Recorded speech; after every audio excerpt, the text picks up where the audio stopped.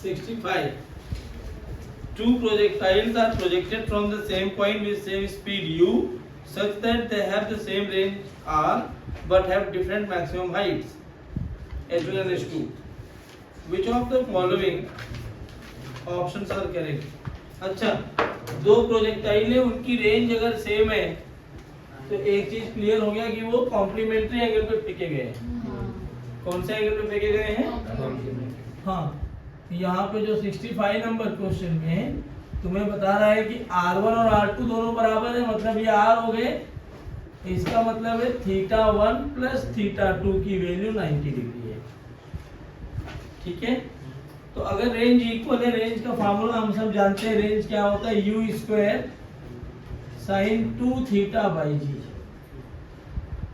अगर मैं ये मान लूं कि दोनों जो प्रोजेक्टाइल है मेरे पास में, एक को मैंने थीटा एंगल पे फेंक दिया और दूसरे को 90 माइनस थीटा पर फेंक दिया, तो दो एंगल मिल गए अपने को प्रोजेक्शन के।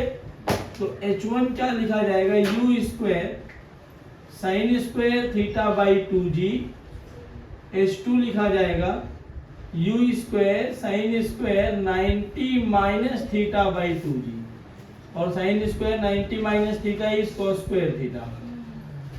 बस अब इसके आगे फिर से ना ये सवाल खत्म हो गया है, मैथ्स चालू होगी। तुम्हें जो इक्वेशन दिया है वो r स्क्वायर और h1 h2 के टर्म्स में दिया है। जरा देखो h1 h2 को अगर मैं मल्टीप्लाई करूं, यहाँ पर h1 h2 करो तो h1 h2 क्या हो जाएगा, देखो u square sine square theta by 2g multiplied by u square cos square theta by 2g। जब इनको मल्टीप्लाई करोगे तो ये आएगा u raise to 4 sine square theta into cos square theta by 4g square, h1 h2 आ गया। अब तुम्हें बता रहे हैं कि h1 h2 और r स्क्वायर में क्या रिलेशन है वो बताना है। अगर ये r है, थोड़ा r को और मैं अलग तरीके से लिखूं तो ये बन जाएगा u square 2 sine theta cos theta by g. ये r की वैल्यू आ गई। r स्क्वायर h1 h2 में रिलेशन चाहिए तो मैं एक काम करूंगा आगे, r square option based question है, r स्क्वायर कैलकुलेट किया, जब इसका स्क्वायर करोगे तो क्या होगा, u raise to 4 multiplied by 4 sine square theta cos square theta by g square, यही होगा। मतलब थोड़ा सा इसको और लिखा जाए तो क्या ये बनेगा 4u raise to 4 sine square theta cos square theta by g square.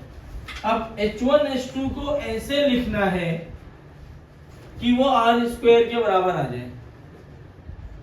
तो h1 h2 में यहां नीचे 4 है, अगर मैं इन सब में h1 h2 ये है, ऊपर 4 लाना है, नीचे से 4 गायब करना है, तो क्या यहाँ कोई ऐसा टर्म लिखना पड़ेगा जो 4 से डिवाइड होने के बाद 4 बचे यहाँ पे, तो क्या यहाँ 16 लिखना चाहिए। h1 h2 ये है, अगर मैंने 16 h1 h2 लिख दिया तो क्या ये बनेगा 16 u raise to 4 sine square theta cos square theta by 4g square, 4 4 जा 16, तो 16 h1 h2 की ये वैल्यू है, इसको 1 मान लो, और r स्क्वायर की ये वैल्यू है, इसको 2 मान लेते हैं। इक्वेशन 1 और 2 को एक साथ लिखा मैंने, तो ये बन जाएगा r square is equal to 16 h1 h2। क्या दम था बताओ, खाली फिजिक्स तो यही खत्म हो गई, ये फार्मूला लगा दिया, फिजिक्स खत्म। फिर तो तुम्हें उनमें रिलेशंस निकालने हैं। देखो उसके आगे तुम्हें करना था ना, दोनों को कंपेयर करना है, क्वेश्चन में दे रहा है r और h को कंपेयर करना है, r h1 h2 को। ये सब ऑप्शन बेस्ड क्वेश्चन है, इनको करने की कोशिश करो। नोट करो इसको, नोट करो। 66 Two guns A and B can fire bullet at a speed 1 and 2 respectively from a point on a horizontal ground. They fired in all possible directions. The ratio of maximum areas covered by the bullet fired by two gun on the ground. Maximum area की बात करें तो range maximum होना चाहिए, range maximum का मतलब है कि ये x हुआ और ये y हुआ, तो पहले वाले प्रोजेक्टाइल को जो 1 किलोमीटर पर सेकेंड से फेंका गया है इसको भी 45 डिग्री पे फेंका गया होगा, और जो 2 किलोमीटर पर सेकेंड से फेंका जा रहा है इसको भी 45 पर भेजा गया होगा। दूसरा वो मैक्सिमम एरिया पूछा है। एरिया मैक्सिमम कैसा आएगा, ध्यान से देखो, ये इधर भी प्रोजेक्टाइल फेंक रहा होगा, ऐसे पीछे भी फेंक रहा है, आगे भी और ये भी। जब तुम 3D में देखोगे तो ये एक डिस्क दिखेगा तुम्हें। क्या दिखेगा 3D में? डिस्क। तो बेसिकली एरिया ऑफ डिस्क इसका भी निकालना है और इसका भी, जिसका सेंटर पॉइंट कौन होगा, ये जहां से फेंक रहे हो। भाई मैं यहाँ से फेंक रहा हूँ, मैं यहाँ गया, इधर फेंका तो इधर गया, इधर फेंका तो यहाँ आया, पीछे फेंका तो यहाँ गया। अगर मैं इन सबको मिलाऊंगा तो मैं फेंक रहा हूँ तो मेरा प्रोजेक्शन जो है वही सेंटर हो जाएगा। मेरे प्रोजेक्शन से ये वाला जो लाइन होगा क्या यही रेडियस कहलाएगा? ये रेडियस हो गया और डिस्क बन गया। डिस्क का एरिया क्या होता है? पाई आर स्क्वायर। डिस्क का रेडियस क्या होता है? हाँ, मैं यहाँ लिख दे रहा हूँ, यहाँ समझा तो दिया तुम्हें, लिख भी दे रहा हूँ। इन 3D इट बिकम्स डिस्क ना बोल के बेसिकली रिंग बन जाएगा वो, अ सर्कुलर एरिया, ऐसा लिख दो। Therefore area would be pi r square. पहले वाले एरिया को मैं बोल रहा हूँ पाई r1 स्क्वायर, दूसरे वाले एरिया को मैं क्या बोल दूंगा? पाई r2 square with centre at point of projection. Centre कहाँ आ गया? पॉइंट ऑफ प्रोजेक्शन पे। तो क्या ये ऐसे जाके गिरेगा? तो अगर पॉइंट ऑफ प्रोजेक्शन पे गया और यहां से ये ऐसे गोला टर्न ले रहा है तो क्या जो इसका रेडियस होगा वो रेंज के बराबर हो जाएगा? क्या यहाँ ये भी ऐसे सर्कल बनाएगा तो इसका भी रेडियस रेंज के बराबर हो गया? बस कुछ है ही नहीं, अभी सवाल ही खत्म हो गया। क्योंकि यहाँ पर मैं जब एरिया लिखूंगा तो ये एरिया आएगा पाई r1 स्क्वायर u स्क्वायर या u1 लिख दो साइन स्क्वायर थीटा बाई जी। तो यहां से एरिया आया पाई u1 स्क्वायर, u1 मतलब 1, साइन स्क्वायर थीटा मतलब sine square 45 by g, sorry sine 2 theta. हाँ ये 1 हो गया, तो एरिया आया पाई बाई जी। ठीक है, यहां सॉल्व करो तो a2 आ जाएगा अपना पाई r2 की वैल्यू u स्क्वायर मतलब 4 साइन 2 इंटू 45 बाई जी। तो a2 आ गया 4 पाई बाई जी। क्या पूछा है? a1 is to a2 कहाँ गया सवाल? हाँ, एरिया कवर्ड बाय देम ना। तो a1 is to a2 तो 1 is to 4 आ रहा है। आपने स्क्वायर करना होगा ना, पाई आर स्क्वायर होता है ना। अच्छा हाँ हाँ तो स्क्वायर करेंगे। हाँ, तो ये पूरा आ रहा है तुम्हारा, इसका स्क्वायर करेंगे तो पाई तो बाहर है, ये तो पाई बाई जी स्क्वायर आ जाएगा।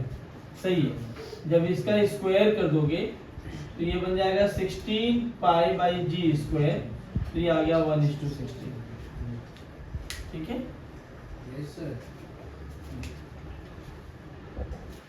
7 8 क्यों छोड़ दिया? नहीं 7 भी तो किया नहीं किया। करा दो। एक ऐसा ना वीडियो बनाता हूँ, पूरा जितना मॉड्यूल है पूरा मॉड्यूल सॉल्व करवाता हूँ 1 2 3। तो फिर 5 साल के बाद नीट देना, मैं इसी क्लास में कर देता हूँ। सर 69 ट्राई में प्लान कर नहीं, नीट में अनलिमिटेड ट्राई है। क्या बात कर रहे हैं? हाँ, अब बॉलिंग नीट वाले कितनी भी उम्र तक दे सकते हैं नीट। क्या बात है? 5 अटेम्प्ट ले लो, 10 अटेम्प्ट ले लो, कोई दिक्कत नहीं है। हाँ, तो जब ऐसा करोगे, उनको 12 साल पढ़ने में लग गया था डॉक्टर बनने में, 35 साल में क्लियर करेंगे तो 40 से डॉक्टर बन के निकलेंगे, कमाएंगे कम, मर जाएंगे 50 में। Bowling machine placed at height H above the earth surface releases different ball with different angles but same velocity. देखो एक बॉलिंग मशीन है वो इस हाइट पर है, ऐसे यहाँ पे ये मशीन है, यहाँ से वो बॉल को रिलीज करता है, अलग अलग बॉल को अलग अलग एंगल पे, लेकिन सबकी वेलोसिटी 10√3 मीटर पर सेकेंड रहती है। सबको जो रिलीज कर रहा है सबकी वेलोसिटी कितनी है? 10√3 मीटर पर सेकेंड। मतलब यहाँ से जितने भी बॉल रिलीज किए गए सबकी वेलोसिटी 10√3 मीटर पर सेकेंड है। All these ball landing with velocity makes angle 30 degree और मोर विथ हॉरिजॉन्टल। जितने भी ग्राउंड पे लैंड कर रहे हैं, देखो यहाँ से मैं कैसे फेंक सकता हूँ, बॉलिंग मशीन से ऐसे तो बॉल आएगी ना। ये सारी बॉल जब यहाँ आ रही है इस पॉइंट पे, तो ये वाला जो एंगल है ये 30 या उससे ज्यादा बन रहा है, तो हम मिनिमम लेके चले 30 मान लें इसको इस पॉइंट पे। तो पूछा क्या है वो, then the height h g दिया हुआ है, h की वैल्यू कितनी होगी ये पूछ रहा है तुमसे। अच्छा, अगर यहाँ ये 30 डिग्री पे गिर रहा है और कह रहा है कि सबकी वेलोसिटी 10√3 रखी गई है, कितनी वेलोसिटी है ये? तो इस पॉइंट पर x कंपोनेंट तो चेंज होता नहीं है, क्या ये हमें मिल गया कि जो vx होगा ये भी 10√3 होना चाहिए? क्या ये कंपोनेंट में vy मान लूं? भाई एक कंपोनेंट और थीटा पता है क्या, ये एंगल निकल जाएगा। tan 30 is equal to vy by vx, तो 1/√3 is equal to vy by 10√3। √3 cancel हो गया, vy की वैल्यू आ गई 10। समझा ना? यहां से यहां आ रहा है, ठीक है, और ये 10 मीटर पर सेकेंड वर्टिकल में इसकी वेलोसिटी हो गई। हाइट पूछ रहा है, देखो तुम्हें एक्सेलरेशन भी पता है, नीचे की तरफ g होता है, खत्म हो गया सवाल। along वर्टिकल अगर हम देखें तो इनिशियल वेलोसिटी कितनी है इसमें? 0। एक्सेलरेशन कितना है? -g। s कितना है? -h। वेलोसिटी जब वो ग्राउंड पे है तो कितना है? -10। तुम्हें h पूछा है, क्या ये फार्मूला लगा सकते हो? v² is equal to u² plus 2s। खत्म हो गया सवाल ही। v² मतलब ये 100, u का मतलब 0 होता है। 2a की वैल्यू -10 क्योंकि g 10 दिया है क्वेश्चन में, s की वैल्यू -h, ये माइनस माइनस भी कैंसिल हो गया, h की वैल्यू 25 या 100। ठीक है,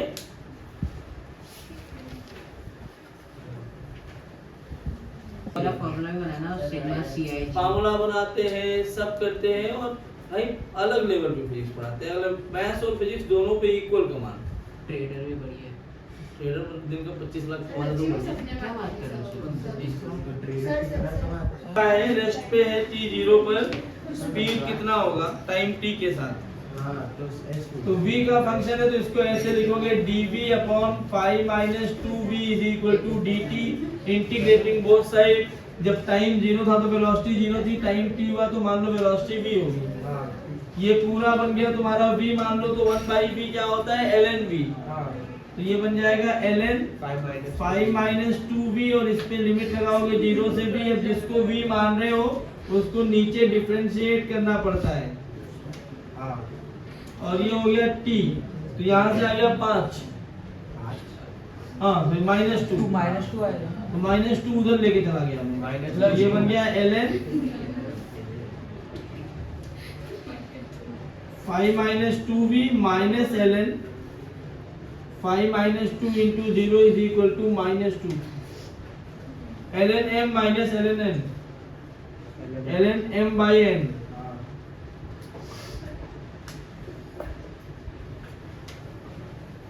ठीक है, ठीक है। बस हो गया ना अभी। अब ये वाला फार्मूला पता होना चाहिए, log base a log b base a is equal to c होता है, तो हम a रेज टू c को b लिखते हैं। मेरे वाला था। अरे हाँ ये हाँ समझा। तो यहाँ पे ln है मतलब बेस है e, तो मैं इसको लिखूंगा e raise to minus 2t, e raise to minus 2t is equal to 5 minus 2b by 5। तो 5 raise to minus 2t is equal to 5 minus 2v, या 2v is equal to 5 minus 5 e raise to minus 2t, v is equal to 5 by 2 1 minus e raise to minus 2t। Thank you sir.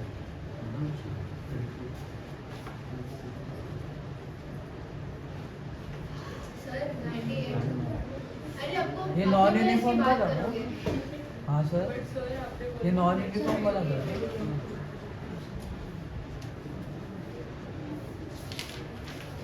वो मेरे को C क्यों आ रहा है और मेरे को D क्यों नहीं आ रहा? मतलब आंसर बताओ तो मैं समझ जाऊँ।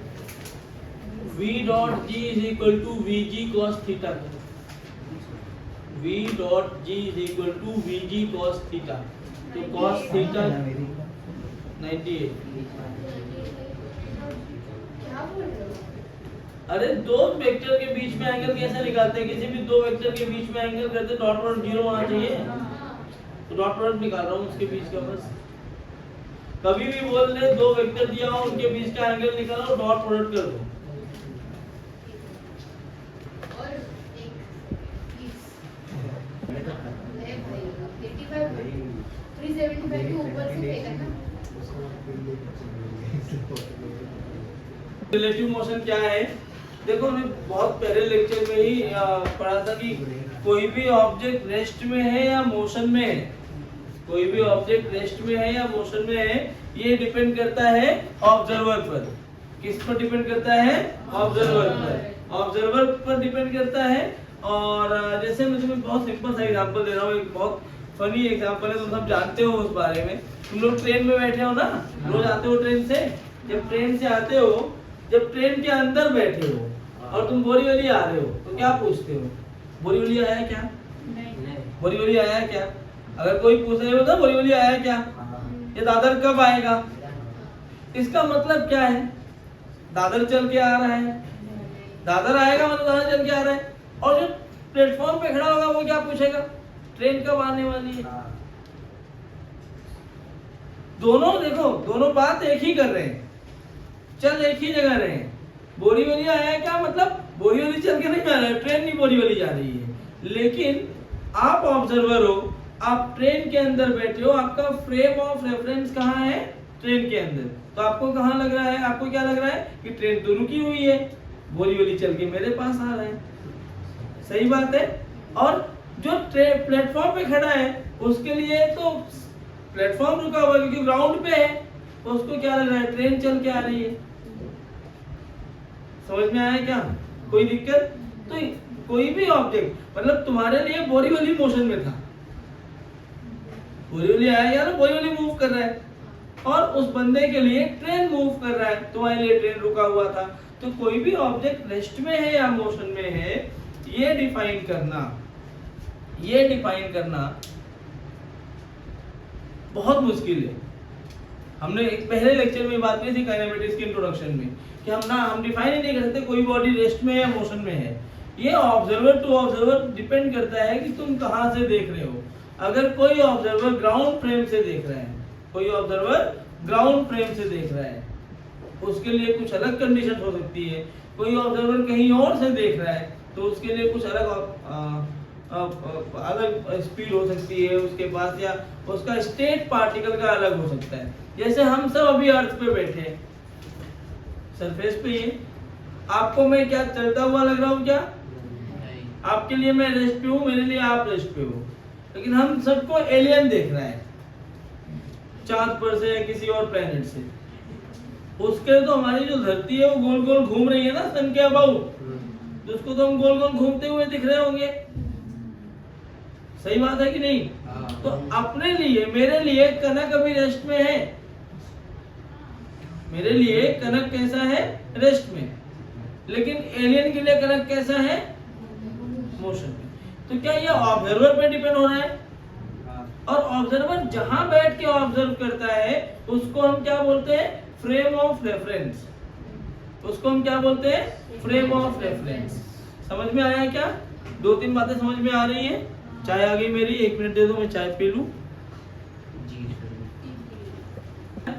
क्या है रिलेटिव मोशन? किसके कोई भी ऑब्जेक्ट रेस्ट में है या मोशन में, क्या हम डिफरेंशिएट कर सकते हैं कि ऑब्जर्वर पे डिपेंड करता है? अगर कोई भी ऑब्जर्वर न दिया हो तो हम ऑब्जर्वर कहाँ मान लेंगे? ग्राउंड पे। कहाँ मान लेंगे? ग्राउंड पे। ऑब्जर्वर जहां बैठ के ऑब्जर्व करता है उसको हम क्या बोलते हैं? Frame of reference. क्या बोलते हैं? Frame of reference. तो एक एक पॉइंट रिलेटिव मोशन में मैं बोल रहा हूँ, पहले कुछ चीजें लिखो।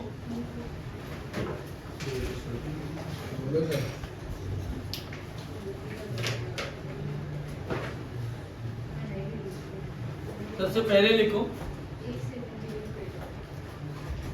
हाँ ऐसे पॉइंट वाइज लिखते जाओगे तो भी चलेगा। पॉइंट वाइज लिखते जाओ। पहला लिखो, वेदर अ पार्टिकल, क्या हो गया? Whether a particle is at rest और इन मोशन,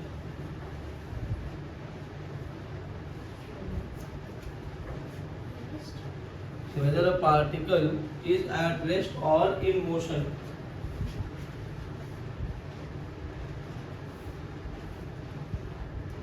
मैंने गलत बोल दिया क्या?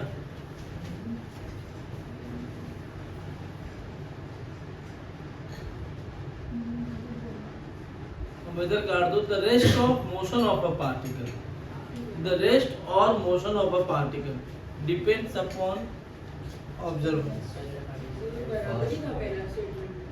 सही था? तो लिख लो अपने हिसाब से जो भी लिखना है। The rest or motion of a particle depends upon observer। Next लिख लो, the frame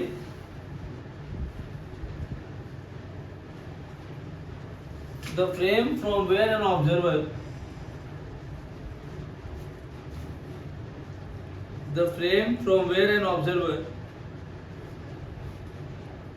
observes the things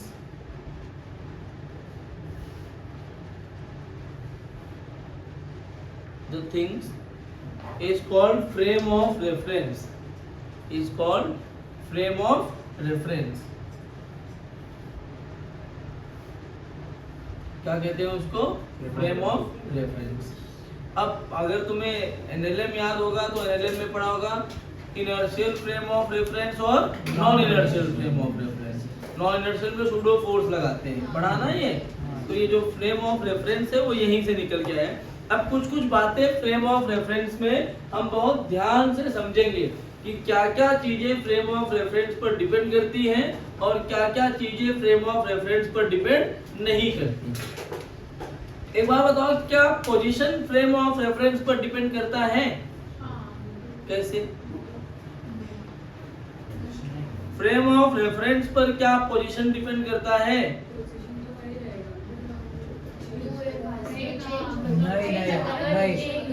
position मतलब displacement. Displacement frame of reference पे डिपेंड करता है कि नहीं करता? नहीं करता। मैं एग्जांपल दे रहा हूँ। एक कार है, कार में पति पत्नी या प्रेमी युगल ऐसे बैठे हुए आमने सामने। आमने सामने बैठेंगे अच्छा होगा ना? क्या की कार में कैसे आना? तो आमने सामने ऐसे बैठे, कार चल रही है, कार चल रही है। अब अगर ये दोनों एक दूसरे को देखेंगे, दोनों के बीच का जो डिस्टेंस है क्या वो चेंज हो रहा है? क्या नहीं हो रहा है। अगर उन दोनों के बीच का डिस्टेंस चेंज नहीं हो रहा है, इसका मतलब ये नहीं है कि position of this with respect to this is same. There is no displacement with respect to one another, there is no displacement. सही बात है ना? लेकिन अगर मैं ग्राउंड से देख रहा हूं तो मेरे लिए तो दोनों चल रहे हैं ना? तो मेरे लिए क्या दोनों में डिस्प्लेसमेंट आया कि नहीं आया? क्या चेंज किया मैंने?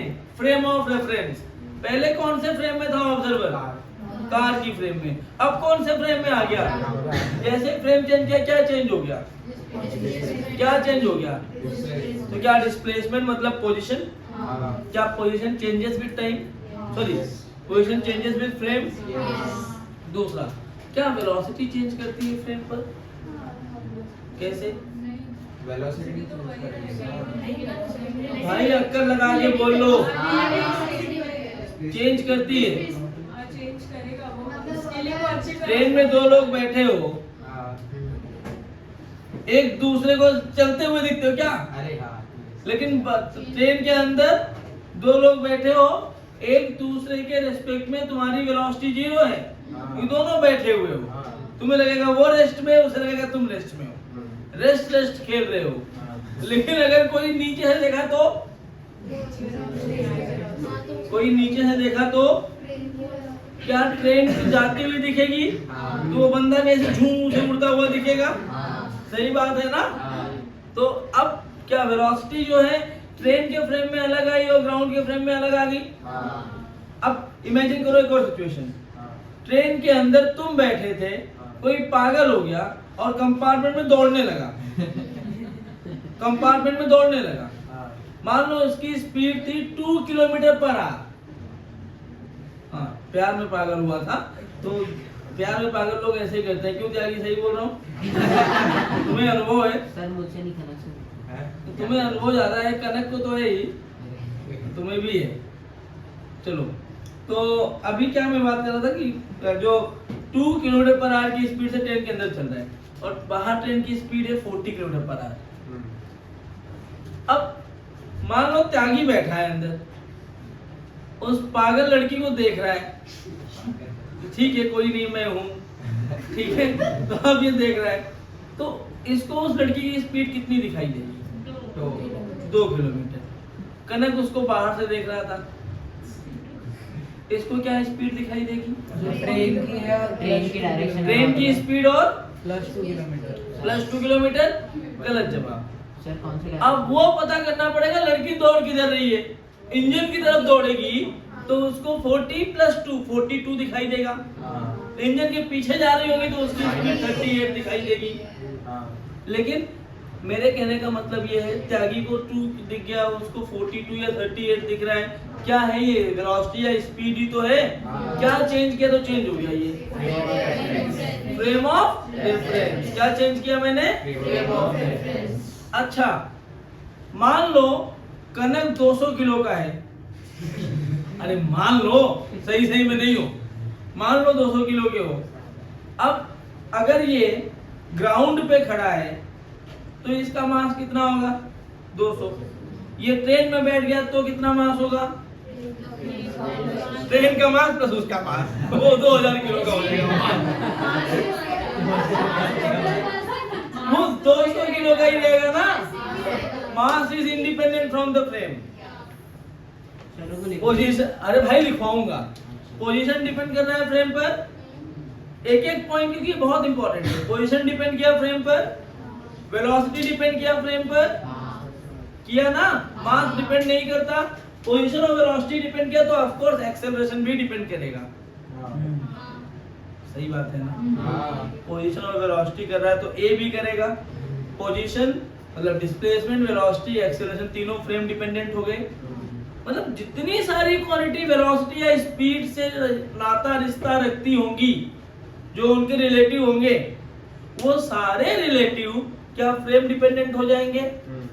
जरा बताओ, वेलोसिटी के कौन कौन से रिलेटिव है? वो तो हो गए ना, वो तीनों के। डिस्प्लेसमेंट, वेलोसिटी, एक्सेलरेशन के रिलेटिव कौन कौन है? तो पहला रिलेटिव हमें मिला मोमेंटम, मास इनटू वेलोसिटी। क्या मोमेंटम फ्रेम डिपेंडेंट होगा? मोमेंटम फ्रेम डिपेंडेंट होगा। फोर्स, मास इनटू एक्सेलरेशन, क्या ये भी फ्रेम डिपेंडेंट होगा? अरे बोलो हाँ। और मोमेंटम और इंपल्स एक ही बात है। चेंज इन मोमेंटम ही तो इंपल्स है। अब वो अलग बात है, तुम्हें पढ़ाया सही है, मतलब मैं खाली इस पर्सपेक्टिव में बोल रहा हूँ, अलग एक ही है, बाकी दोनों का काम अलग अलग है। जब शॉर्ट इंटरवल ऑफ टाइम के लिए बड़ा फोर्स लगाते हैं तो इंपल्स जनरेट होता है, तो हम अभी उस पर बात नहीं कर रहे हैं। तो क्या फोर्स भी हो गया? अरे यार क्या ये भी पढ़े हो तुम काइनेटिक एनर्जी? क्या ये mv² होता है? मास तो फ्रेम डिपेंडेंट नहीं है लेकिन स्पीड तो है, तो क्या काइनेटिक एनर्जी भी फ्रेम डिपेंडेंट होगी? अरे बोलो हाँ। Gravitational potential energy U is equal to mgh। भाई h क्या है? Change in position. क्या चेंज इन पोजीशन भी फ्रेम डिपेंडेंट है कि नहीं? इसका तो सिंपल सा एग्जांपल दे सकते हो। मेरे लिए मान लो मैं यहाँ खड़ा हूँ, मेरे लिए मेरे मतलब ग्राउंड लेवल पे हूँ मैं, मेरे ग्राउंड लेवल से इसकी कुछ हाइट है, मैं बोलूंगा मेरे लिए क्या पोटेंशियल एनर्जी, तो मैं बोलूंगा mg, मान लो ये हाइट है h1, तो mg h1। और कोई अगर इस बेंच पे खड़ा हो गया तो उसके लिए हाइट बदल जाएगी कि नहीं बदल जाएगी?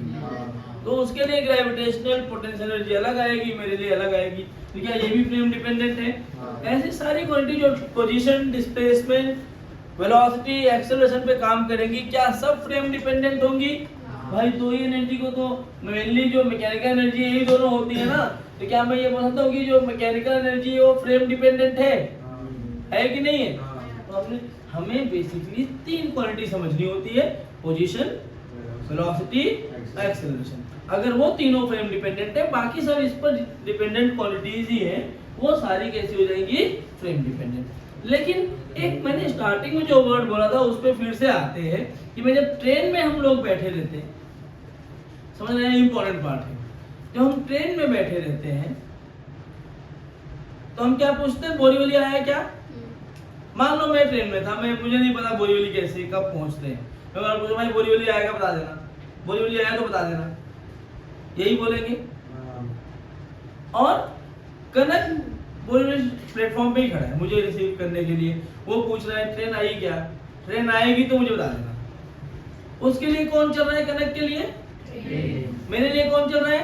बोरीवली प्लेटफॉर्म ही चल रहा है, बेसिकली पूरा स्टेशन मेरी तरफ चला आ रहा है, यही है। दोनों फ्रेम ऑफ रेफरेंस अलग अलग हो गया, वो ग्राउंड फ्रेम में देख रहा है और मैं ट्रेन के फ्रेम में देख रहा हूं। लेकिन मेरे फ्रेम में अगर मैंने टाइम 9 बजे पता किया कि बोरीवली आया क्या, मेरे लिए अगर 9:05 पर बोरीवली आ रहा है तो कनक के लिए ट्रेन भी 9:05 पे आएगी। तो मेरे लिए अगर बोरीवली 5 मिनट में आ रहा है तो कनक के लिए ट्रेन भी 5 ही मिनट में आ रहा है। फ्रेम चेंज किया लेकिन टाइम चेंज नहीं हुआ, मतलब time is independent of the frame. That is why जितने भी क्वेश्चन बनते हैं उनको अगर टाइम देखना है तो हम ये जानते हैं टाइम फ्रेम इंडिपेंडेंट होता है। अगर मैं फ्रेम चेंज करके ग्राउंड फ्रेम से किसी और फ्रेम में ले जाऊं या किसी और फ्रेम से ग्राउंड फ्रेम में आऊं तो by changing the frame there will be no change in the time. और यही एक बड़ा पॉइंट है अपने लिए क्वेश्चंस को आसानी से सॉल्व करना हो तो। समझ में आया क्या क्या इंपॉर्टेंट है? टाइम फ्रेम इंडिपेंडेंट होता है। क्या क्या फ्रेम डिपेंडेंट होते हैं? हो गया, लिखो। Position,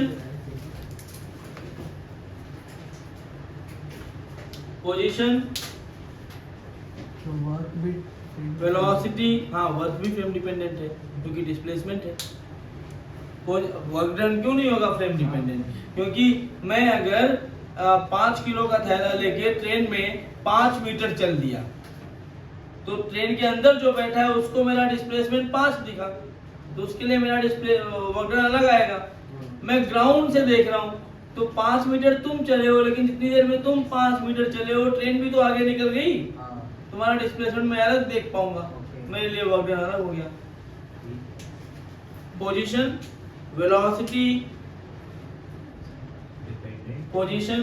velocity, acceleration, linear momentum, force.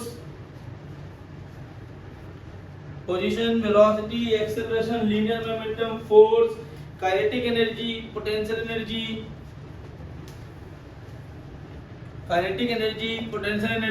Work done, etcetera, etc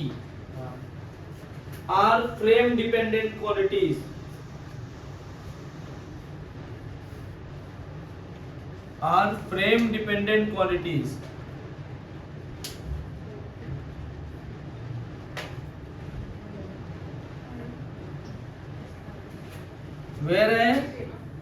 whereas time is independent of frame, whereas time is independent from the frame. Time and mass हाँ मास भी लिख दो, लेकिन टाइम हमें ज्यादा सिर्फ यही इम्पोर्टेंट तो है। है ना, मास और टाइम। बहुत और भी क्वालिटीज है जो इंडिपेंडेंट होती है, टेम्परेचर थोड़ी चेंज होता है, बहुत क्वालिटीज है जिनमें चेंज नहीं आता, लेकिन हम उसकी बात नहीं करते, हमें खाली टाइम से मतलब होता है। Time is independent from the frame. Independent का मतलब नहीं बदलेगा, किसी भी फ्रेम में चले जाओ, समझा?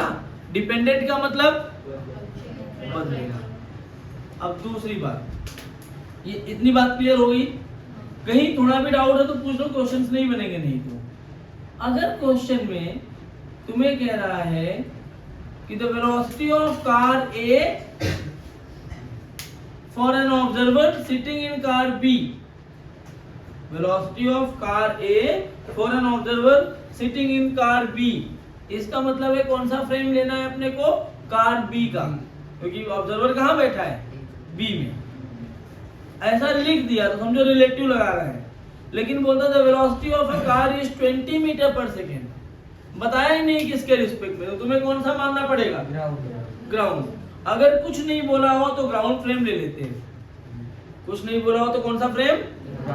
कौन सा फ्रेम? कौन सा फ्रेम? और कुछ बोल देगा तो वो फ्रेम लेते हैं। समझ में आया क्या? कोई दिक्कत? अब देखो एक छोटे से, मैं देखो बच्चों वाला सवाल नहीं कराता यार, मैं अभी तुम्हें कहीं और देखो ऐसा 5 तरह के छोटे सवाल कराएंगे। पहले क्या करेंगे? दीवार को रोक देंगे, कार को चलाएंगे, फिर कार को रोक देंगे, दीवार को मतलब स्लाइडर है वो, उसको आगे ले आएंगे, फिर कार को भी चलाएंगे, दीवार को भी चलाएंगे। मैं इतना अंड संड काम नहीं करता, एक फार्मूले पर पूरा रिलेटिव 1D 2D सब खत्म करता हूँ, एक छोटा सा फार्मूला। उस फार्मूले की क्या वैल्यू है वो ध्यान से समझ लोगे तो तुम्हारा पूरा रिलेटिव समझ में आ जाएगा तुम्हें। तो उस रिलेटिव को पढ़ाने के लिए इतना माहौल बना दिया मैंने। क्या माहौल है? टाइम पूछेगा तो आंख बंद करके किसी भी फ्रेम में सॉल्व कर लो। अब ऐसा नहीं है किसी भी फ्रेम में सॉल्व कर लो मतलब सर आपने बोला टाइम फ्रेम डिपेंडेंट नहीं होता तो डिस्प्लेसमेंट में ट्रेन के फ्रेम का ले लूं, वेलोसिटी में ग्राउंड के फ्रेम का ले लूं, एक्सेलरेशन में आसमान में जाके ले लूं, ऐसा नहीं कर सकते। अगर मैं टाइम निकाल रहा हूं, मैं डिस्प्लेसमेंट ट्रेन के फ्रेम में लिया हूं तो वेलोसिटी और एक्सेलरेशन भी उसी फ्रेम में लेना पड़ेगा। ऐसा नहीं कि एक ही क्वेश्चन में 5 क्वांटिटी दी है और टाइम पूछा है, बोलो 5 तो अलग अलग फ्रेम ले लेते हैं, सर ने बोला टाइम इंडिपेंडेंट होता है। ऐसा नहीं, पांचों क्वांटिटीज एक ही फ्रेम में लेनी होगी। समझ आया क्या? कोई दिक्कत? अब रिलेटिव वेलोसिटी का फार्मूला क्या है ध्यान से देखो, एक ही फार्मूले पर ये पूरा निकल जाता है कॉन्सेप्ट। वेलोसिटी ऑफ ए और कॉमा बी, इसको क्या पढ़ते हैं? इसको पढ़ते हैं velocity of A with respect to B. क्या पढ़ते हैं इसको? Velocity of A with respect to B. इसका मतलब क्या है velocity of A with respect to B? कभी भी ऐसा लिखा है इसका मतलब होता है वी ए माइनस बी। इसी पर पूरे वेक्टर लगाया मैंने, ध्यान देना। तो वेलोसिटी ऑफ, क्योंकि वेलोसिटी कैसी क्वांटिटी है? Vector. Velocity of A with respect to B is equal to V A minus B. Similarly displacement of A with respect to B will be displacement of A minus displacement of B. Acceleration of A with respect to B मतलब acceleration of A minus acceleration of B. क्या ये बातें clear हो रही है सबको? बोलो सब लोग, कोई परेशान तो नहीं है इसमें? अच्छा, velocity of A with respect to B, इसमें फ्रेम कौन सा है? ए है कि B? B. With respect to B मतलब बी में फ्रेम हुआ ना। Velocity of A with respect to B का मतलब ए को देख रहा हूँ बी के चश्मे से। किसकी आंख से देख रहा हूँ मैं? बी के। अब चश्मा इसलिए बोला क्योंकि सब अंधे हैं, त्यागी सही बोल रहा हूँ। त्यागी अंधा नहीं है, त्यागी बहरा है, इसीलिए सुनता ही नहीं, होमवर्क करके भी आना है। ठीक है, तो velocity of A with respect to B क्या हो जाएगा? Velocity of A minus velocity of B. यहाँ एक छोटा सा कैच है, समझो ध्यान से। इस फार्मूले को लोग गलत लगा देते हैं कई जगह पे, एक चीज पढ़ते ही नहीं है। ध्यान से देखो, ये क्या कहता है ये कहता है VA and VB must be in same frame. अब जैसे मैंने ऐसे लिखा velocity of A with respect to B, समझो ध्यान से, फिर बता रहा हूँ ये छोटी छोटी पॉइंट को पकड़ लोगे तो क्वेश्चंस बनने लगेंगे। जैसे मैंने कहा velocity of A with respect to B, तो मेरा फ्रेम कौन था? B। किसको देखा था मैं? A को। इज इक्वल टू मैंने लिखा velocity of A minus velocity of B। यहाँ तो मैंने नहीं लिखा किसके रिस्पेक्ट में। जब कुछ भी ना लिखा हो तो ग्राउंड का फ्रेम लेते हैं। जैसे VA माइनस VB लिखा है, इसको ऐसे ना लिख करके अगर मैं इसको ऐसे भी लिखता तो कोई दिक्कत वाली बात नहीं थी। समझ में आया क्या? मतलब velocity of A with respect to ground. समझ में आया? कोई दिक्कत? दोनों कैसे होने चाहिए? सेम फ्रेम में। तो सेम फ्रेम मतलब इस दोनों को ग्राउंड से करना जरूरी नहीं है, कोई भी दो सेम फ्रेम हो सकते हैं। ट्रेन दोनों की वेलोसिटी ट्रेन में ले लो, सेम फ्रेम हो गया। अगर कुछ नहीं लिखा आ रहा है, खाली VA और VB लिखा है, तो उसका मतलब वो तुम्हें ग्राउंड के रेस्पेक्ट में वेलोसिटी दी हुई है। अभी तो फ्रेम समझाया। ट्रेन में हो तो दोनों ट्रेन में हो गए, सेम फ्रेम हो गया। तभी तो सेम फ्रेम होंगे, तभी तो सेम फ्रेम हुआ। क्या क्या नशा हुआ है आज? बताना। हमारे पास बहुत इलाज है, हम नशा मुक्ति केंद्र रखे हैं, ताकि कुछ को पता है। तो A velocity of A minus velocity of B, वो मेरा पुराना पेशेंट था पहले। देखो इसको करके दिखाता हूँ। मान लो, हंसना मत, मेरी गाड़ी ऐसी है तो तुम लोग उसको समझो कि गाड़ी ऐसी होती है। गाड़ी है। गाड़ी ट्रेन है, ट्रेन। ट्रेन को भी 4 हाँ वही ट्रैम वाला ही है, वो ट्रम्प से लिया मैंने। वहाँ बंद हो रही थी ना, तो मैं गया वहाँ से उठा लाया। ये इंजन है उसका, ट्रेन का भाप वाला। टन टन टन ऐसा हवा निकल रही है, ऊपर निकलता है, नीचे जहाँ भी निकलता है। चलो भाप वोप निकल रहा है। अरे छोड़ो, ये ऐसे हटा दो। ये ट्रेन है, लिख देता हूँ, क्या फर्क पड़ता है। देखो ट्रेन में ना सीट्स होती है,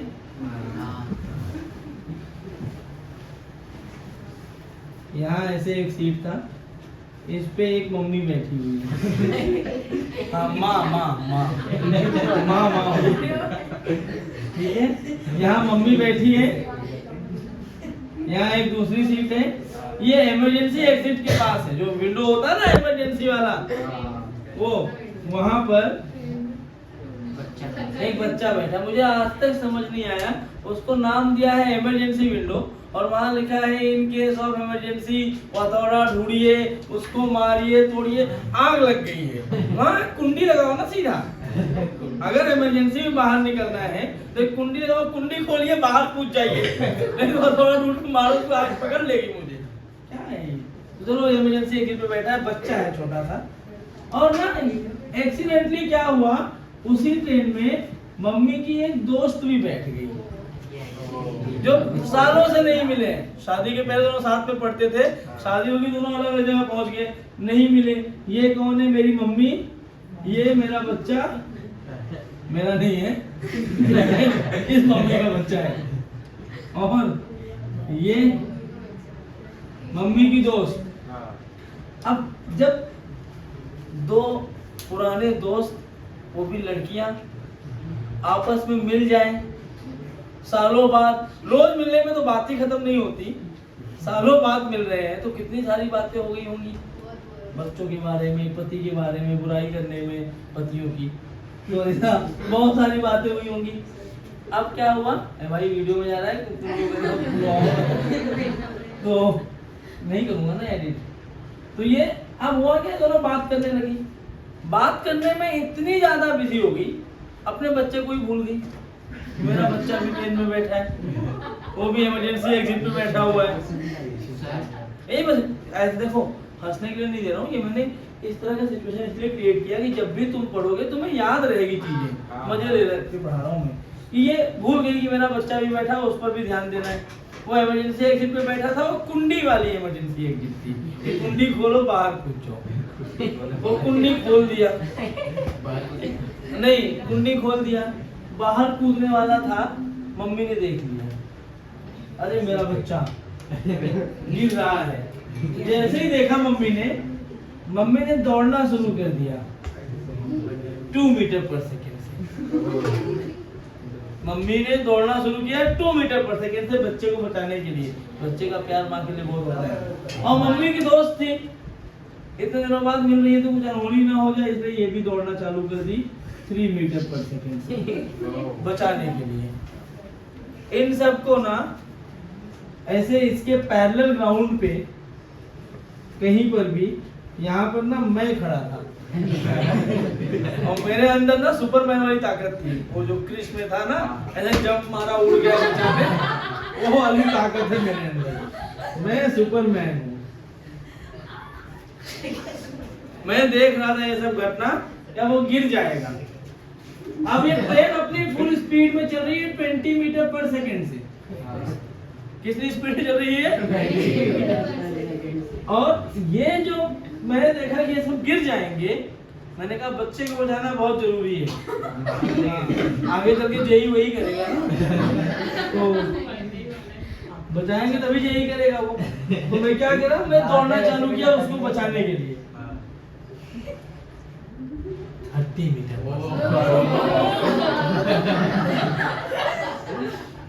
चलो 25 कर देते हैं।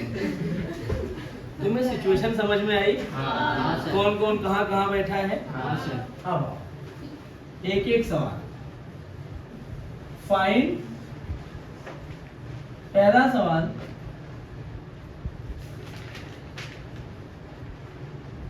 वेलोसिटी ऑफ मॉम किसके विथ रिस्पेक्ट टू, हाँ बता रहा हूँ भाई, सुपरमैन तो मैं हूँ। मेरे चिड़ में क्यों निकाल रहे हो? बच्चा कूदा तो नहीं है ना अभी तक? नहीं कूदा है, बस कूदने वाला है। तो हो ही ना सर, बचाना है उसको। तो सर हो ही ना जो लिखे हुई। हाँ तो वही तो बताना है तुम्हें। Velocity of mom with respect to train. ये भी हो गई। With respect to her train.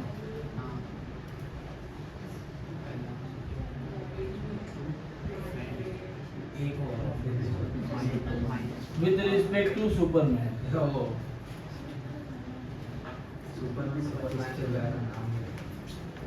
अपना नाम नहीं दिया मैंने, गंदी बात। वेलोसिटी ऑफ सुपरमैन सुपरमैन का रिस्पेक्ट ढूंढना खतरनाक है। With respect to train. ये 5 सवाल तुम्हें क्लैरिटी आ जाएगी कि कहाँ पर हम इस्तेमाल करते हैं, कैसे फ्रेम चेंज करते हैं, कैसे फ्रेम चेंज नहीं करते। पहला सवाल है वेलोसिटी ऑफ मॉम। अरे रुक जाऊंगा, पहले क्वेश्चन तो देख लो। हो गया सर, कॉन्सेप्ट है ना? नहीं भाई मत सॉल्व करो, मैं अभी कराऊंगा आगे question. Velocity of mom with respect to child, इसका मतलब क्या है? Velocity of mom with respect to child, क्या ऐसे ही लिखूंगा मैं? ए त्यागी हाँ सर। बातें कर रहा है। अरे सर माइनस ही बात है। तो क्या हो जाएगा ये? Velocity of mom minus velocity of child. यार अभी कुछ नहीं लिखा है तो मम्मी और बेटे की वेलोसिटी क्या मुझे ग्राउंड फ्रेम में लिखनी पड़ेगी? सही बात है, कुछ नहीं लिखा तो क्या मैं ग्राउंड फ्रेम में लूं? लेकिन मैंने देखा मम्मी कहाँ है? ट्रेन में। बच्चा कहाँ है? बच्चा कौन से फ्रेम में? कौन से फ्रेम में? ट्रेन में। कौन से फ्रेम में? ट्रेन के। कौन से फ्रेम में? मम्मी भी कहाँ बैठी है? क्या ट्रेन के फ्रेम में लिख सकता हूँ दोनों को?